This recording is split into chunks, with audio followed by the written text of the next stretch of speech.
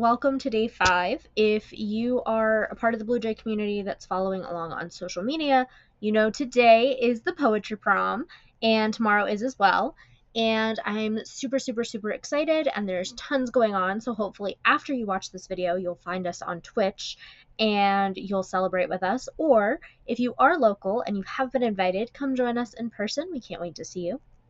Either way, the poetry prom is happening today.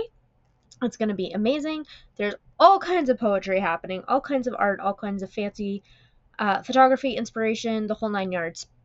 So it truly is a party, a celebration, a festivity. Come hang out. That being said, today is a Saturday, and I have decided that Saturdays are a great day to highlight poetry books as a whole. So today we have Burning Sugar from Cicely Belle Blain. I hope I say that right. I hope I say most of that right. And I got this one from my local library. So, very excited to have it. And I wanted to share something really interesting about this book before we dive into it too much. The contents are divided into chapters of place, art, and child. And place are quite literally poems about places this author has been or wanted to go or knew people in or however they related to place. Art is quite literally referencing all kinds of art, whether it's visual art, music, movies, all kinds of things. And then child is quite literally telling their personal story and how they grew up and those kind of things. I also feel like child is meant to heal this person's inner child just a little bit, or at least come to terms with some of the things that they've experienced. So, what I was thinking we would do with this one is I highly recommend this book. I highly recommend it. Do take heed to the trigger warnings in the front if you are somebody that needs that. And yes.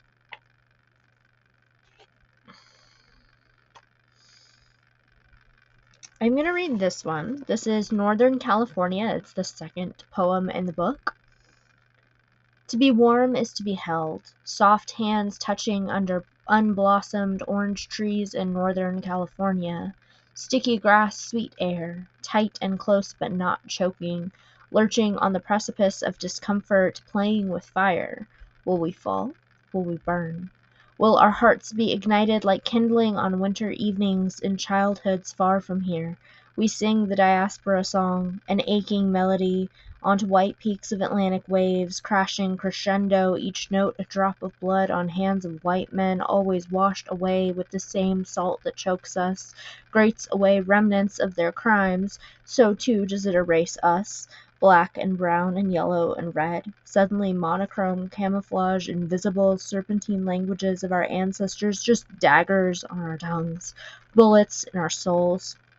We are nothing more than shells, trying to fill ourselves with meaning, tears salty like the waters that brought us here, ships passing in the night we once were.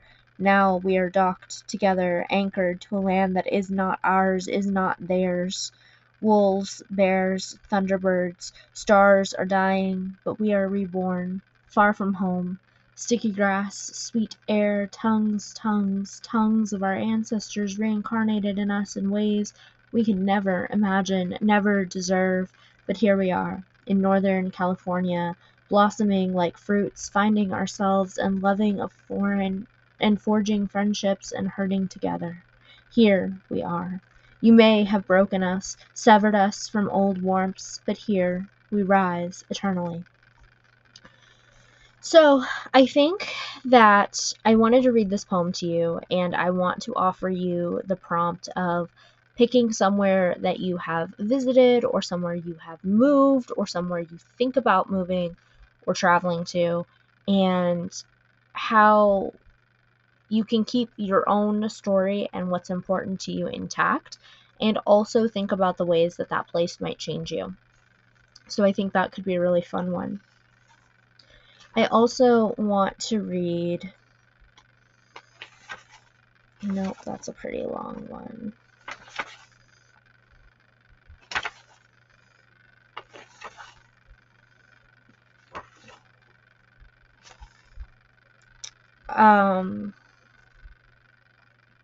This one's really interesting to me. It's just Chilliwack. I think that's the name of the place. It's just a Walmart. So I also want to challenge you to think of somewhere that is a full place with a life and a story and a community and a culture and all these things, and boil it down to something that you're just like, it's got to be more than that. But in a way, it's never more than that. So I really want to challenge you to explore that and play with as short of a poem as possible about a place. I also, let's go to the art section.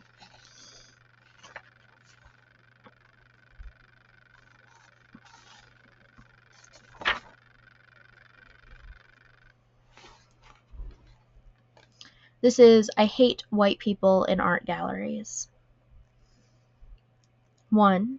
A white man blocks my view of your work, Archibald. The irony has you reincarnated where in the graveyard of liberation you never painted again. You bled on that canvas. He photographed your blood. I blocked him with my body. He tutted middle-class frustration. My palms bled. I swear the devil is in chinos and Birkenstocks. I wanted to rip your painting down. I needed to unlynch the canvas. White peaks ebbed in the corners of my eyes. I stood my ground. It was the least I could do, ancestor. I am eaten whole by your expressiveness, swallowed into rich earth. The blending whiteness of the art gallery still burns through black soil. Cocked heads, blonde hairs, gold-rimmed spectacles, headphones so they can listen to soft-voiced white person explaining the meaning of art, kale snacks, man buns, private school field trips. They'll never know the pain you etched here. They'll never even try. 2. Intergenerational trauma manifests as survivor's guilt. I want justice. Also, I want vengeance. So for this one, while you could write about art, I want you to find a place or something that you experience day to day and tell me about the people who don't belong there, in your opinion. And maybe you are incredibly justified and valid. Maybe you are being dramatic for the sake of being dramatic. However you want to approach it is totally up to you. But tell me or tell the audience why this person or group doesn't belong here and why you do. And really try to play with it. But if you can make something meaningful and truthful to your story and your voice, then please, please, please, please do.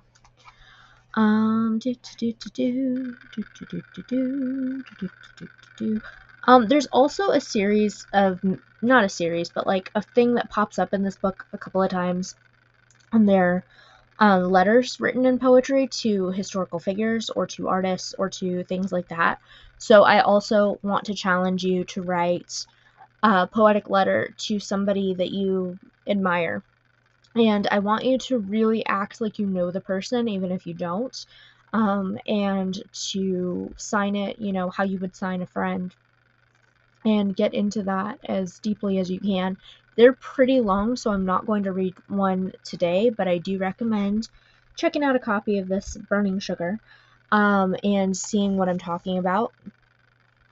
Let's see. Let's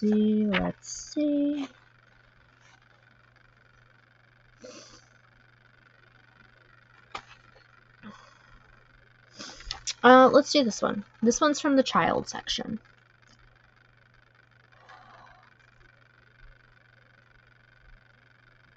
Father, on my 18th birthday you sent me a package. For once he has remembered my birthday.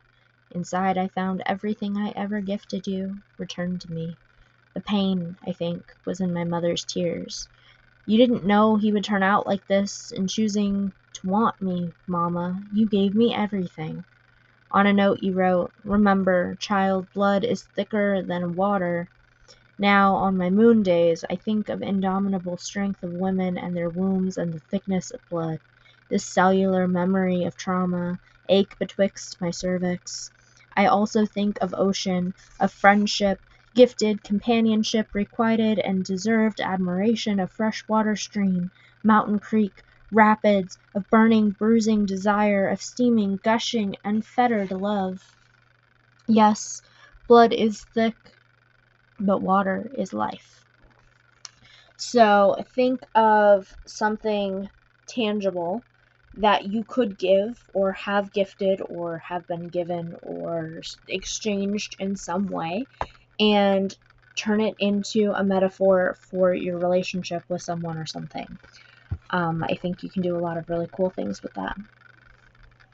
There's a couple of poems in this that are quite literally just titled the year that they're writing about, and I think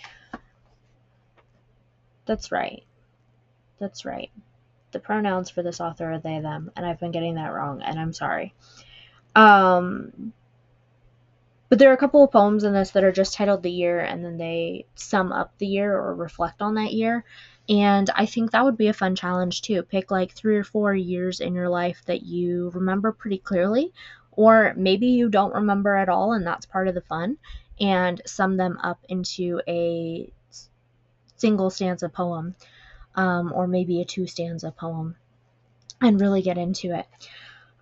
So I think that's all we're going to talk about today.